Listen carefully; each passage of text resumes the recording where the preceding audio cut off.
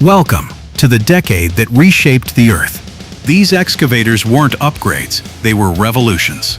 Hydraulics replaced muscle. Steel replaced limits. Jobs that took weeks took hours. This isn't construction, it's transformation.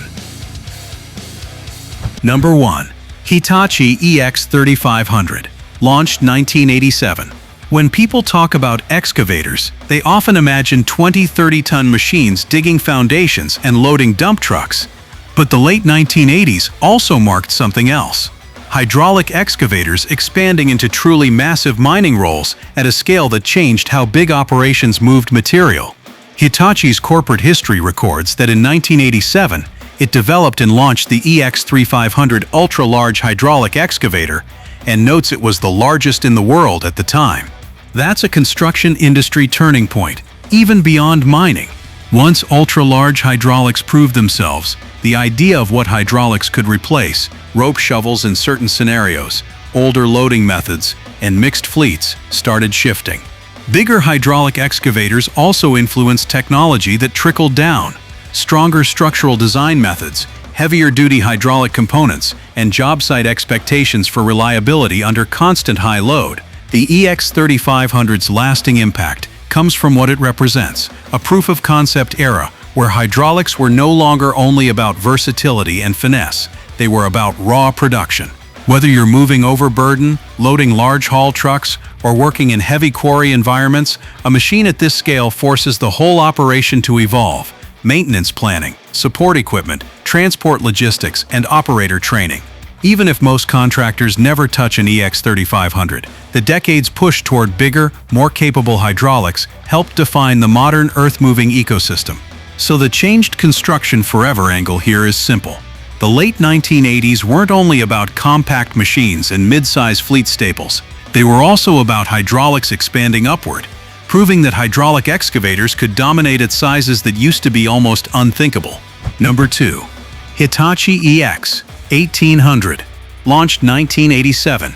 In the same year Hitachi launched the EX3500. Its corporate history also records the launch of the EX1800 ultra-large hydraulic excavator, described as the successor to the UH801. That matters because successor implies a lineage, meaning these weren't isolated experiments. By the late 1980s, heavy hydraulic excavators were maturing into families of machines where improvements could be carried forward generation to generation. The EX1800 sits in a very important middle zone. The very biggest ultra-large excavators get attention because they're record-breaking, but merely huge machines, still enormous by any normal standard, are often the real workhorses of quarrying and large earth-moving because they're easier to deploy across more sites than the absolute largest class. This is the category where heavy hydraulics become a practical option rather than only a headline. And that's what changed the industry.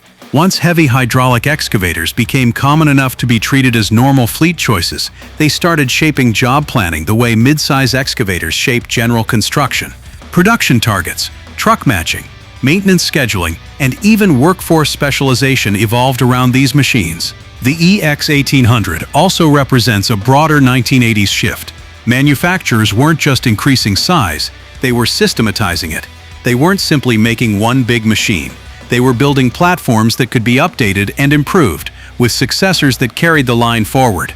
That long-term platform thinking is exactly what modern equipment strategy is built on today. So while the EX3500 made history for size, the EX1800 is just as important for what it signals. Ultra-large hydraulic excavators becoming a dependable category, not a one-off. Number 3. Hitachi EX200LC. Manufactured 1988 ton, 95. If there's one size class that became the heart of modern construction fleets, it's the roughly 20-ton crawler excavator. It's big enough to be productive on serious jobs, foundations, trenching, loading trucks, but still transportable and versatile enough to be everywhere. Hitachi's EX200LC fits that story perfectly, and the model is documented as being manufactured from 1988 ton on T95. That production start in 1988 places it squarely in the late 1980s transformation era. The LC, long carriage concept in many excavator lineups, tends to signal a focus on stability and work balance, especially when lifting or using heavier attachments.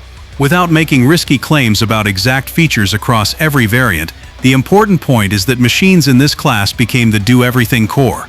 Dig trenches all day, swing and load trucks efficiently, grade pads, run breakers, clear sites, and keep costs manageable. What makes this class construction-changing is how it reorganized workflows. Instead of coordinating multiple machines for digging, loading, and trenching, the mid-size hydraulic excavator became the hub. One operator, one machine, multiple tasks with attachments. This wasn't invented in the 1980s, but the decade is when it became mainstream and expected, especially as model families matured and reliability improved. The EX200LC's era also lines up with the global rise of Japanese excavator engineering, where refined hydraulics and productivity became key selling points. Again, the safe claim isn't it was the first to do X. The safe true claim is that late 1980s 20-ton excavators like the EX200LC became the universal standard across construction sites, and their production run shows how firmly that class held the market. Number 4. Hitachi EX120. Manufactured 1988 to 1990. Not every job site needs a 20-ton machine. The 1980s also saw huge growth in smaller excavators that could do serious work in tighter spaces. Utility trenching, site prep, roadside work, smaller foundations, and job sites where maneuverability mattered as much as breakout force. The Hitachi EX120 is documented as being manufactured from 1988 to 1990. That short production window doesn't reduce its significance. In fact, it often signals the fast pace of evolution in this segment. Manufacturers were refining these compact mid-size machines quickly as demand expanded. The lasting change here is how this size class reshaped job site planning. With machines around this weight range, contractors could transport more easily, work closer to structures, and complete utility and trench tasks with less disruption than larger equipment. Why does that matter forever? Because this is the era when excavators started spreading into more varied contractors' hands. Small and mid-size firms, municipal work, utility contractors, beyond only the biggest earth-moving outfits. A machine like the EX120 represents the broadening of excavator ownership and usage. When more contractors can justify owning an excavator rather than renting occasionally, excavator-first workflows become normal. Trenching plans, spoil management, attachment usage, and job sequencing all change. It also pushed attachment culture forward. Smaller machines made it practical to use buckets of different widths, trenching buckets, compact breakers, and other tools without bringing in an entirely different machine. Again, I'm not claiming EX120 invented attachments, but the 1980s expansion of this class helped make the excavator the Swiss Army tool of construction.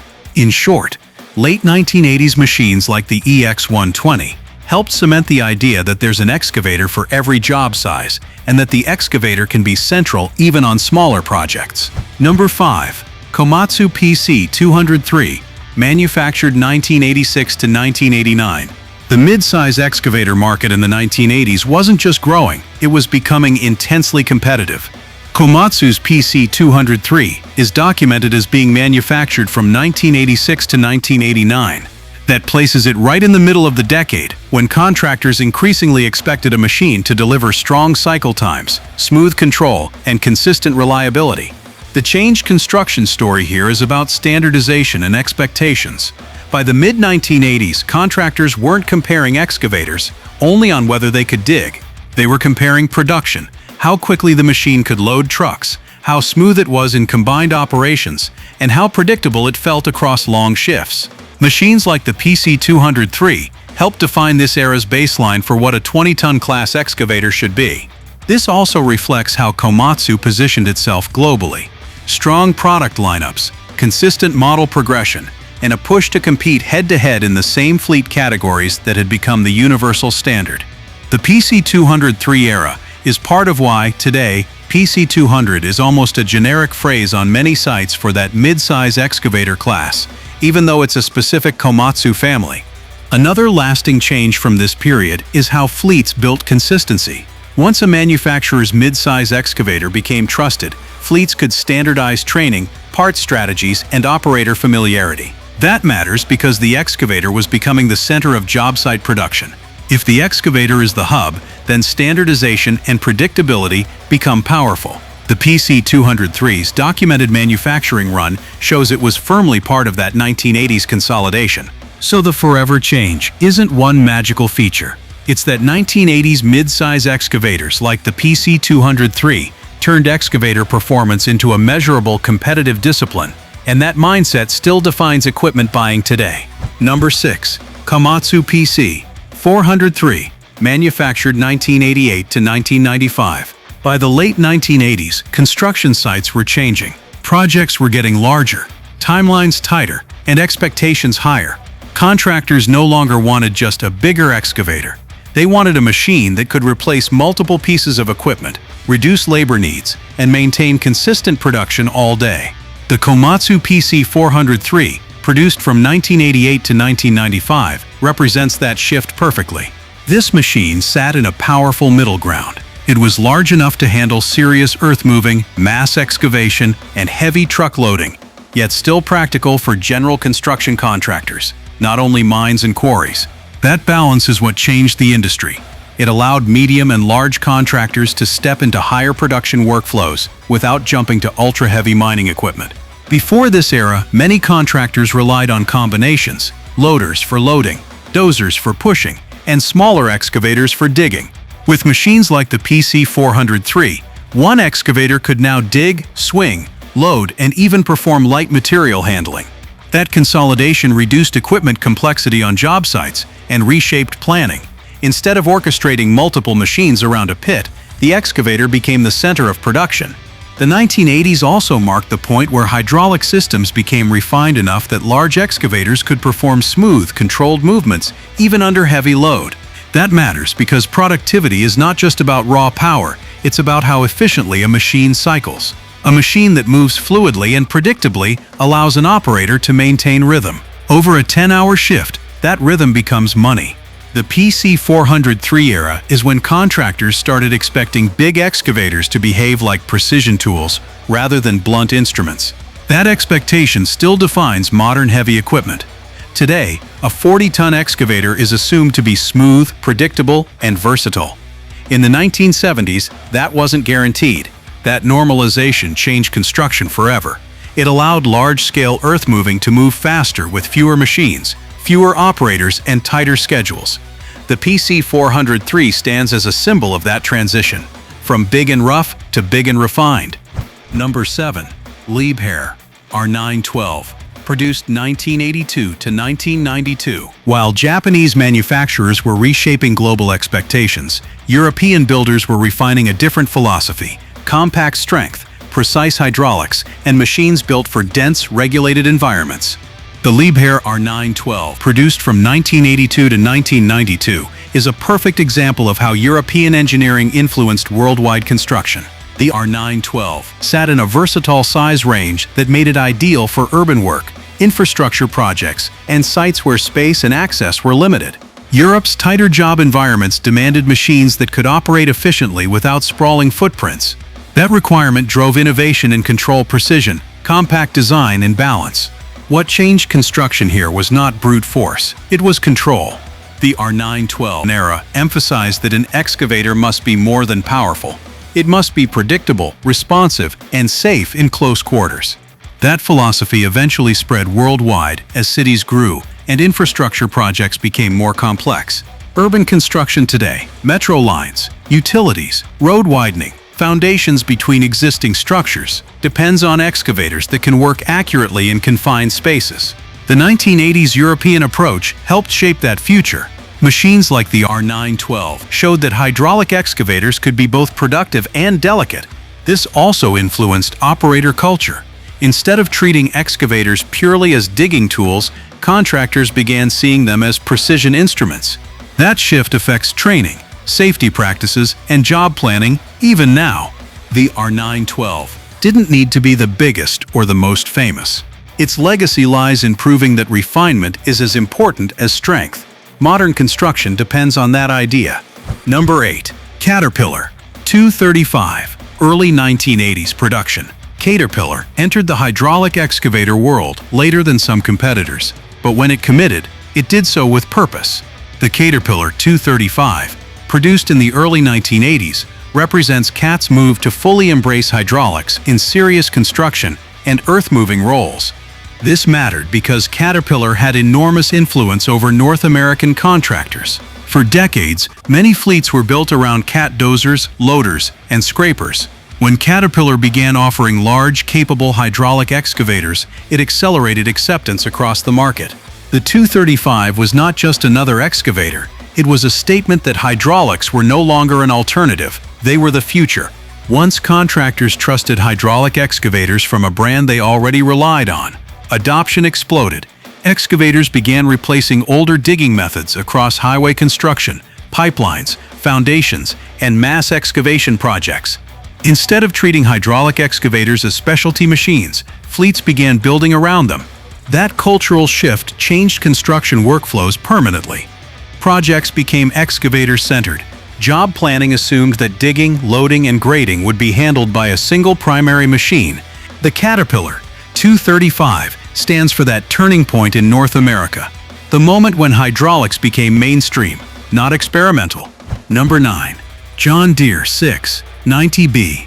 Produced 1979 to 1984. The John Deere 690B, built from 1979 through the early 1980s, represents the democratization of excavators. This class of machine made ownership practical for smaller contractors, municipalities, and regional firms. Before this era, excavators were often associated with major projects and large contractors. The 690B class changed that. It offered enough power to handle real construction work while remaining transportable and affordable. This shift reshaped the industry. Smaller firms could now trench utilities, dig foundations, and perform site prep without outsourcing or renting large equipment. That independence changed how projects were bid, scheduled, and executed. The 1980s became the decade when excavators stopped being rare and became normal. Once every contractor expected to have one, job design evolved around that assumption. That's a permanent change. Today, even small construction companies plan around excavator capabilities. That mindset traces back to this era. Number 10. Case Poclain 1088P. Produced 1988 to 1993. The Case Poclain 1088 Poclain, produced from 1988 to 1993, represents another critical shift: mobility. Wheeled excavators allowed contractors to move between tasks without trailers, especially in urban and municipal environments. This changed infrastructure work. Road repairs, utility trenching, and urban projects became faster and more flexible. Instead of mobilizing tracked machines for every short task, operators could drive directly to the site. That mobility transformed municipal and city construction. It reduced downtime, simplified logistics, and allowed excavators to become everyday tools rather than special deployments. Modern cities rely heavily on wheeled excavators. Their presence on streets today is a direct result of the late 1980s push toward mobile hydraulic machines. These machines didn't just dig holes. They changed how the world was built. Roads, cities, skylines, everything followed. Modern excavators exist because of these. They weren't machines, they were turning points.